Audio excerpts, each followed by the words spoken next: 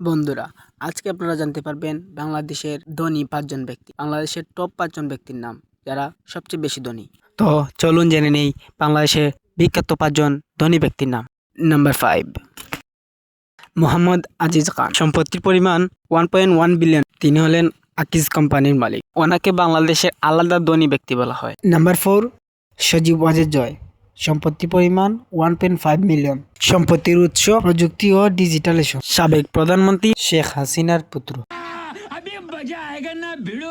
Number 3, Tarekur Rahman. সম্পত্তির পরিমাণ 1.7 billion. সম্পত্তির উৎস পারিবারিক ব্যবসার সঙ্গে সংযুক্ত। বিএনপির বর্তমান মহাসচিব। Number 2, Salman F Rahman. সম্পত্তির পরিমাণ $2 বিলিয়ন। বেক্সিমকো গ্রুপের সাবেক চেয়ারম্যান এবং রাজনীতিবিদ। এক্সপোর্ট, ফার্মাসিউটিক্যাল এবং শক্তি এইসব সমস্যায় ভুগছেন। নাম্বার 1, মুসা বিন শামশের।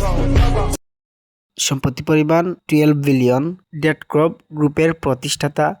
সম্পত্তির উৎস শ্রম বিক্রয় করেন এবং ধারণা করা হয় অস্ত্র পাচারের সাথে যুক্ত আছেন।